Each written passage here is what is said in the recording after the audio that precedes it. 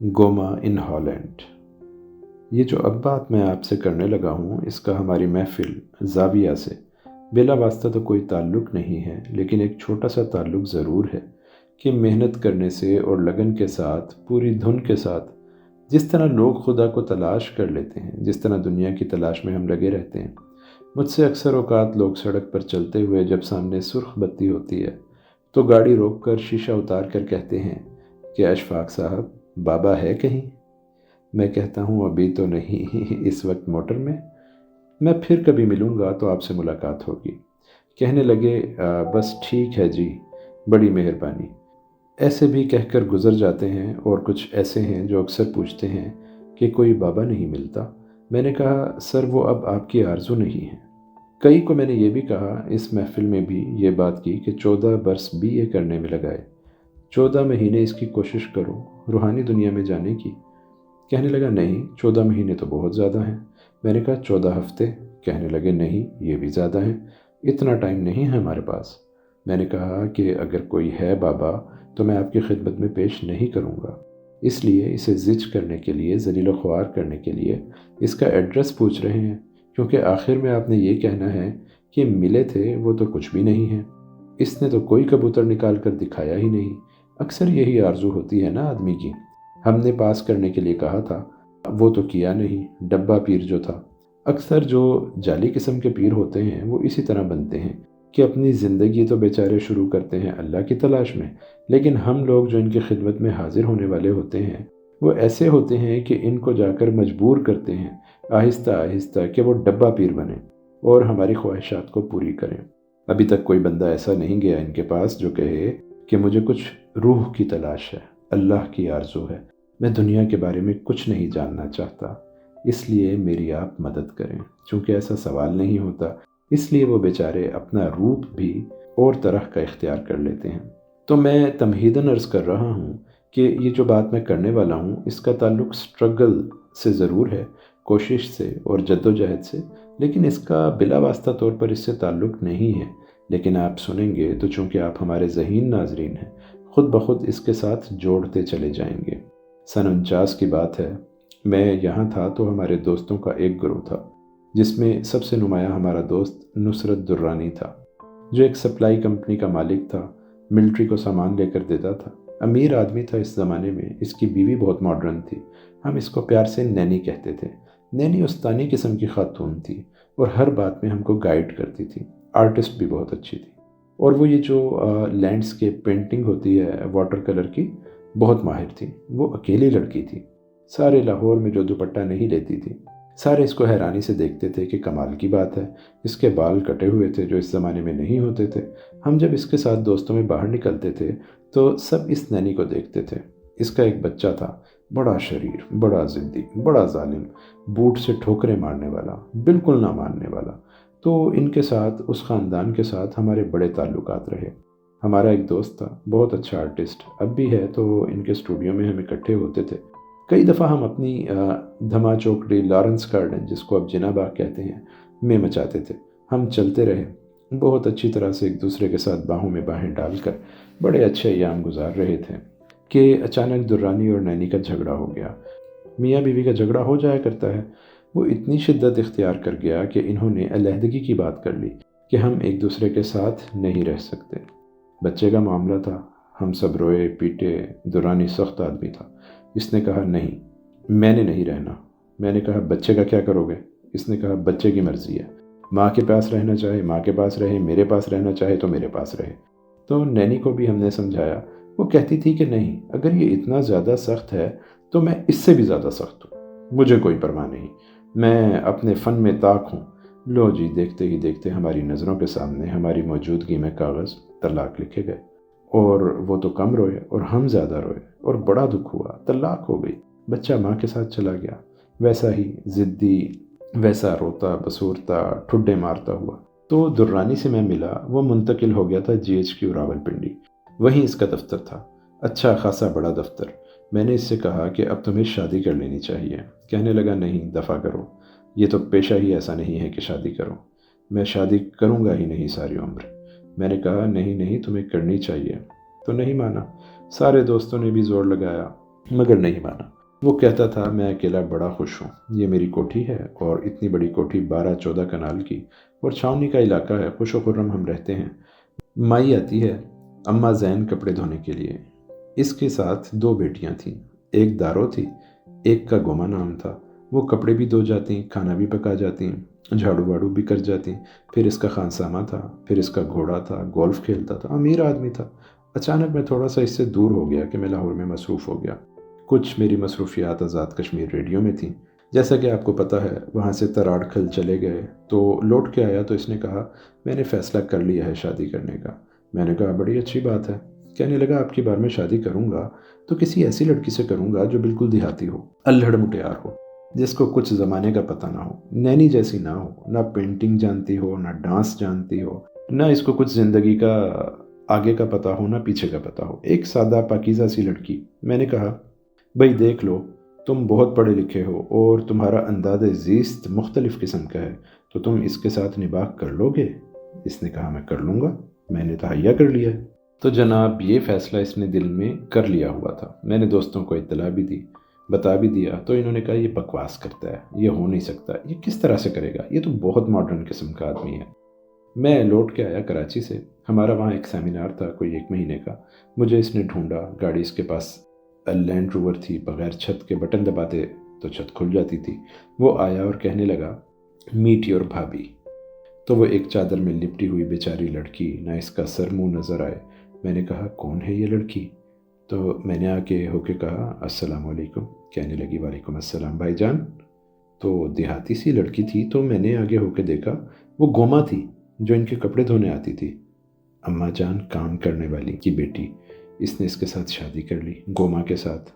میں نے سر پر ہاتھ پھیرا، میں نے کہا یہ گوما بیچاری جھاڑو دیتی ہے، کچھ نہیں پتہ اس کو۔ اس نے کہا میں بڑا خوش ہوں اس کے ساتھ اور بہت اچھی زندگی بسر ہو رہی ہے، مجھے وہ نخرے والی نہیں چاہیے۔ اچھا بھائی اب کیا کر سکتے تھے؟ خواتین و حضرات، پورے 1 سال کے بعد 31 دسمبر کی رات تھی۔ اگلے دن صبح نیو ایئر تھا۔ چھاؤنی میں وہ تھا، چکلالہ میں، بہت لمبا چوڑا انتظام جیسے ہوتا ہے۔ تو اس نے کہا شام کو باغ میں چلیں گے۔ میں نے کہا ٹھیک ہے چلیں گے۔ کھانے کا مجھے جب سے شوق تھا، میرے جسم سے بھی ظاہر ہے۔ بڑی اچھی میس تھی، وہاں گئے۔ وہاں غیر ملکی لوگ بھی موجود تھے اور سفارت خانے کے لوگ، ملٹری کے ایکسپرٹ جو باہر سے آئے تھے وہ بھی تھے۔ تو جب وہاں گئے تو مجھے اس نے کہا تم آ جانا، میری سیٹیں بک ہیں۔ میں وہاں بیٹھ گیا تو یہ تھا نہیں، دور سے آتا دکھائی دیا۔ اس کے ساتھ بڑی خوبصورت لڑکی اور چھوٹی سی اس کی کمر، پیلے رنگ کا اس نے سویٹر پہنا ہوا، اونچی ایڑی کی گرگابی، اس کے بال کٹے ہوئے تھے۔ وہ چلی آ رہی تھی اس کے ساتھ۔ میں نے کہا دیکھو، میں نے اس کو منع کیا تھا، اب دیکھو کوئی اور لے آیا ہے۔ وہ قریب آئی تو گوما تھی۔ کہنے لگی بھاجی۔ میں نے اسے دیکھا اور اٹھ کے کھڑا ہو گیا۔ تو کہنے لگی آپ کیسے ہیں؟ آپ تو آئے ہی نہیں، یہ آپ کا بڑا ذکر کرتے ہیں جی۔ اب میں اس کی باتوں کا کیا جواب دیتا؟ میں اس کو دیکھ رہا ہوں، جینز اس نے پہنی ہوئی تھی نیلے رنگ کی اور پیلا سویٹر۔ چائے کافی مجھے پینے کا شوق تھا۔ انہوں نے کہا ابھی پیو گے؟ میں نے کہا ابھی بھی پیوں گا اور کھانے کے بعد بھی پیوں گا۔ کافی پی، لیکن میں اس کی طرف دیکھ رہا تھا، گوما کی طرف۔ میں نے پوچھا داراں کہاں ہے؟ تو اس نے کہا کہ انہوں نے اس کو مکان لے کر دیا ہے، وہ وہاں گاؤں میں ہیں، اماں بھی وہیں ہیں۔ میں کبھی کبھی ان سے ملنے جاتی ہوں، لیکن اس کے انداز میں، اس کی گفتگو میں ایک بڑی تبدیلی آ گئی تھی، جو کہ مجھے یقین نہیں آ رہا تھا کہ ایسی تبدیلی آ سکتی ہے اور اتنی جلدی۔ لوگ ہلا گلا کرنے لگے، میوزک بجنے لگا۔ اتنے میں کرنل آیا، بوڑھا سا آگے بڑھا اور سلام کیا۔ اس نے گوما کی طرف انگلی اٹھائی، وہ پکڑ کر چلی گئی۔ خواتین و حضرات، وہ ناچی ہے کوئی، یعنی بینڈ کی دھن کے اوپر گوما اپنی ایڑیاں زمین سے اٹھا کر، بڑا مشکل ہے، دھم دھما دھم، اور وہ کیسے بھمبیری کی طرح گھوم رہی تھی۔ اور کرنل بیچارہ اچھا بھلا تھا، وہ ہف گیا بوڑھا، اس سے چلا نہ جائے۔ تو وہ 1-2 تالیاں بجیں، آ کے بیٹھ گیا۔ تو میری سمجھ میں نہ آئے کہ اس کو داد دوں یا بے داد، سمجھ میں نہ آئے۔ پھر ایک بندہ آ گیا تو اس سے آ کر کہنے لگا کہ ایکسکیوز می، گوما کہہ رہی ہے I am really tired, after 5 minutes I will be refreshed۔ میں نے جب انگریزی سنی اس کی تو میں نے کہا یہ تم نے انگریزی کہاں سے سیکھی؟ کہنے لگی گفتگو میں آ جاتی ہے۔ تو میں نے کہا تم نے پڑھائی شروع کی؟ کہنے لگی نہ بھاجی، مجھے پڑھائی اچھی نہیں لگتی، میں پڑھی لکھی تو نہیں، میں نے پڑھنا لکھنا بالکل نہیں سیکھا۔ تو میں نے کہا یہ جو تم بولی ہو؟ کہنے لگی نہیں، بول میں ساری ٹھیک ٹھاک لیتی ہوں، سمجھ بھی لیتی ہوں۔ میں نے کہا یہ کیا راز ہے؟ کہنے لگی جی زبان کے جاننے کا راز اس کے بولنے میں ہے۔ اچھا لکھنے والا جو ہے نا، اس کی اتنی قدر و منزلت نہیں ہوتی جتنا اچھا بولنے والے کی ہوتی ہے، کیونکہ کانوینٹ کے پڑھے بچے بچیاں ہیں جو ان کو انگریزی سکھائی جاتی ہے، بولنے والی ہیں۔ فیض صاحب جو تپڑ اسکول کے پڑھے لکھے تھے، ایڈیٹوریل وہی لکھ سکتے تھے، وہ یہ راز پا گئی تھی۔ اس نے کہا بولنے کا کمال ہونا چاہیے۔ آپ نے دیکھا ہوگا کہ سیاستدان اکثر کہتے ہیں یہ تو بولتا نہیں ہے، فلاں آدمی کمال کا بولتا ہے جی، اس کے کیا کہنے ہیں جی، تعریف ہوتی ہے اس کی۔ تو وہ چونکہ یہ راز پا گئی تھی، اس نے بولنے پر توجہ دی اور کھٹاکھٹ بولنے لگی۔ تو اس کے ساتھ کہنے لگی ہمارا اس کا جوائنٹ اکاؤنٹ بھی ہے، درانی کا اور میرا، اور میرا سنگل بھی ہے۔ تو میں نے کہا تم اسے آپریٹ کیسے کرتی ہو؟ کہنے لگی میں گوما لکھتی ہوں، گوما لکھنا سیکھ لیا ہے، دستخط تو کر لیتی ہوں، اور میں نے ہند سے بھی سیکھ لیے ہیں 1 سے 100 تک۔ بڑے اچھے، لیکن یہ کوئی ایسی بات نہیں، یہ کوڑا صاف کرنے سے بہت آسان بات ہے۔ میں تھک جاتی تھی وہ کپڑے دھونے سے، یہ پڑھنا لکھنا تو بڑی کمال کی چیز ہے، اس میں بندے کو بغیر کچھ کیے عزت مل جاتی ہے۔ عجیب فلسفہ تھا اس کا، میں مبہوت رہ گیا۔ اتنے میں ایک اور آدمی آیا اور اس کے ساتھ جا کر ناچنے لگا، اور وہ ساری اس محفل کی جان تھی۔ جو بھی لوگ آتے تھے، خاص طور پر فارنرز، وہ اس کے ساتھ ناچنا پسند کرتے تھے، اور اللہ نے اس کو ایسا شعور دیا تھا کہ وہ تو پتہ نہیں کہ میں کس کی مثال دوں۔ آپ نے کبھی ایسا ناچ نہیں دیکھا ہوگا۔ پھر ہم نے کھانا کھایا اور ہم آ گئے۔ درانی مجھے کہنے لگا شام کو تم جاؤ گے نہیں کہیں؟ میں وہیں رہا۔ تو صبح جو اس نے ناشتہ ہم کو دیا وہ تو تھا ہی کمال کا، لیکن جس طرح سے اس نے ملازمہ کو کنڈکٹ کیا، یعنی اس کو حکم دیا کہ یہ چیز لے کر آؤ بھائی جان کے لیے، یہ چیز واپس لے جاؤ، اور وہ جو میں نے فلاں فریج میں رکھی ہے اس کو نکال کے لاؤ، وہ دیکھنے والا انداز تھا۔ اس نے کہا دیکھو اس کو غلام محمد، دیکھو سائیں ہے۔ اس نے کہا جی بیگم صاحب بلاؤ اس کو، تو وہ سائیں آ گیا، کچھ اور قسم کا آدمی۔ تو اس نے کہا دیکھو ایک گھوڑا تو میرا ہے، ایک صاحب کا ہے، ایک بھائی جان کے لیے پیدا کرو۔ تو اس نے کہا بہت اچھا۔ میں نے کہا مجھے کیا کرنا ہے گھوڑا؟ انہوں نے کہا آپ کو بٹھانا ہے اس کے اوپر، آپ چلیں گے؟ میں نے کہا خدا کے لیے میں گھوڑے پہ کبھی نہیں بیٹھ سکتا۔ انہوں نے کہا کچھ نہیں ہوتا، آپ چلیں ہمارے ساتھ۔ تو جی شام کو اس نے گھوڑے پر چکر لگوایا، اور انہوں نے کہا اگر آپ چاہیں تو ہم انہی گھوڑوں پر مری چلتے ہیں۔ میں نے کہا اللہ کے واسطے اتنا ہم سے نہیں ہو سکتا، یہیں تک کافی ہے۔ اس کے بعد بڑی لمبی کہانی ہے، میں جلدی جلدی سے وائنڈ اپ کرنا چاہتا ہوں۔ پھر جناب مجھے ولایت آنا پڑ گیا، اور کچھ عرصہ مجھے ان کی کوئی خبر معلوم نہ ہو سکی۔ 2 سال کے بعد جب میں واپس گیا، بڑی آرزو تھی درانی سے ملنے کی، گوما سے ملنے کی۔ تو میں ملا درانی سے، اپنے دفتر میں تھا، بڑا اچھا خوشحال۔ تو میں نے کہا سناؤ بھابھی کا کیا حال ہے؟ کہنے لگا دفع کرو، لعنت بھیجو اس پہ، میں وہ گالی نہیں دے سکتا جو اس نے دی تھی۔ ساری کائنات کو، انسانوں کی انسانیت کو، جس کو بھی جس طرح سے گنا جا سکتا ہے، اور ساتھ گوما کو بھی۔ میں نے کہا وہ ہے کہاں؟ تم اس طرح کیوں کہہ رہے ہو؟ کہنے لگا بس یار لعنت بھیجو۔ میں نے کہا ہوا کیا؟ کہنے لگا وہ اس کا ایک بڑا محبوب دوست تھا ہالینڈ کا 3rd سیکرٹری ایمبیسی میں، اس نے مجھ سے طلاق لے کر اس سے شادی کر لی اور وہ ہالینڈ چلی گئی، وہ یہاں نہیں ہے۔ میں نے کہا گوما ہالینڈ میں؟ کہنے لگا ہاں۔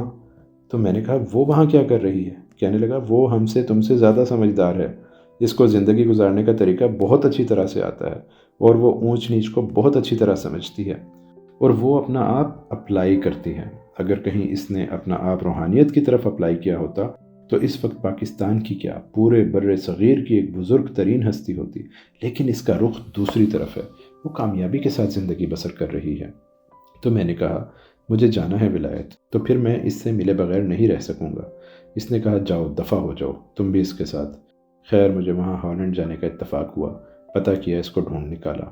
بڑی خوش و خرم تھی، اور اس کا ولایتی خاوند وہ چھوڑ چکا تھا نوکری، اس نے کوئی خوشبویات کی ایکٹیویٹی چلا لی تھی، اس میں وہ ساتھ اس کے کام کرتی تھی۔ میں نے کہا تم نے ابھی تک لکھنا نہیں سیکھا؟ کہنے لگی نہیں لکھنا نہیں سیکھا، میں بولتی انگریزی ہوں، اب میں ڈچ زبان بھی بول لیتی ہوں کیونکہ مجھے اس کا محاورہ ہے۔ اس نے کہا ایک فرق میری زندگی میں پڑا ہے کہ میں نے اپنے نام کے سپیلنگ بدل لیے ہیں، میں اس کو گومانٹ کرتی ہوں، فرینچ میں ٹی نہیں بولتے بھائی جان۔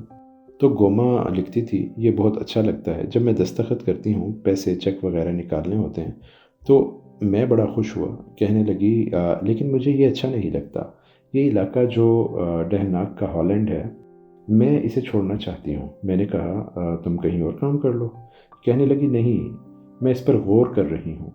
کہنے لگی اماں کا، بہن کا کبھی کوئی خط آتا ہے، ان کو پیسے وغیرہ بھیج دیتی ہوں، وہ بہت خوش ہیں۔ میں نے کہا تمہیں آرزو پیدا نہیں ہوئی کبھی ان سے ملنے کی؟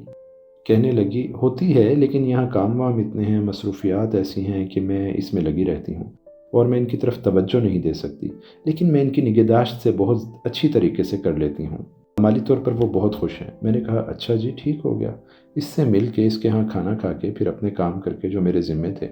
ہماری یونیورسٹی کی طرف سے میں واپس آیا اور درانی سے ملا، بہت خوش ہو رہا ہوں اور بہت اچھے موڈ میں، ہاں جسے کہتے ہیں نا چاگیاں مارتا ہوا۔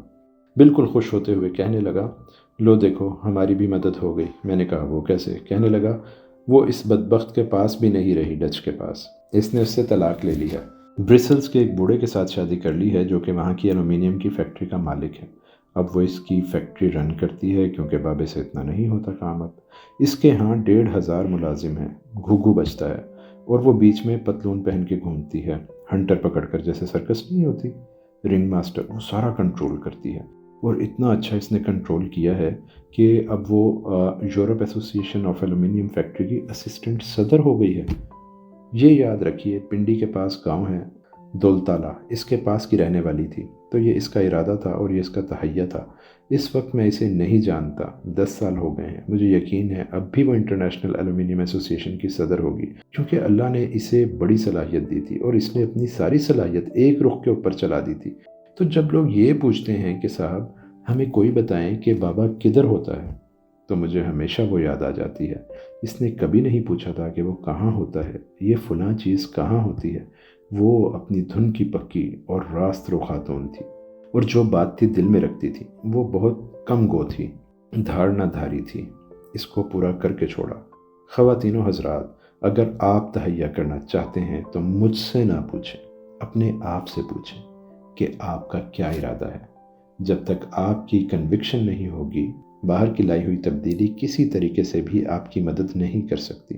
اب ہم سارے مل کے اپنی گوما کو ڈھونڈیں گے، یعنی ہماری اپنی روح جو ہے وہ ہمارے لیے گوما کا درجہ رکھتی ہے۔ ہم چونکہ روح کے انسان ہیں، اللہ میاں نے انسان کو ایک کیفیت دی جو دوسروں کو، کسی جاندار کو نہیں دی۔ انسان کا ایک وجود جو ہے وہ جسم ہی جسم نہیں ہے، اس کے اوپر ایک چوبارہ بھی ہے، انٹلیکٹ کا چوبارہ ہے اسی وجود کے اوپر۔ وہ انٹلیکٹ کا چوبارہ جو آپ کو مجبور کرتا ہے کہ آپ سردیوں کی یخ بستہ رات کو ٹوٹی ہوئی بائی سائیکل چلاتے ہوئے نصرت فتح علی خان کا گانا سننے جائیں، وہ تقاضا ہے نا۔ بھینس کبھی بھی مشاعرہ سننے نہیں جاتی، اس کو صرف اپنا جسم چاہیے، روٹی کپڑا مکان کوئی جانور ایسا نہیں کرتا۔ شیر نے آج تک کسی قوالی میں شرکت نہیں کی، بندہ کرتا ہے، اس کی آرزو ہے جو مرضی کرے۔ یہ جو انٹلیکٹ ہے، ذہن کا چوبارہ، اس کے اوپر ایک اور ہے، اور وہ روح کا چوبارہ ہے، وہ ہمارا بند پڑا ہے۔ گندی ٹوٹی پھوٹی پھوس اس میں پڑی ہے، پرانا ٹوٹا ہوا چرخہ ہے، پرانی منجیاں، چارپائیاں، بستر پھینکے ہوئے ہیں، شیشے اس کمرے کے ٹوٹے ہوئے ہیں، کنڈی اس کی پرماننٹلی بند ہے۔ کبھی کبھی کوئی آدمی اوپر چڑھتا ہے اور وہ آواز دے کر پوچھتا ہے کہ یہ کس کا ہے چوبارہ، تو نیچے سے آواز دیتی ہے کہ اپنا ہے، تو کہتا ہے اس کو کھولیں۔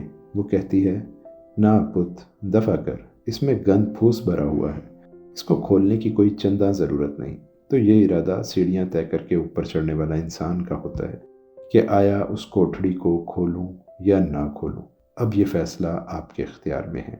اللہ آپ کو آسانیاں عطا فرمائے اور آسانیاں تقسیم کرنے کا شرف عطا فرمائے۔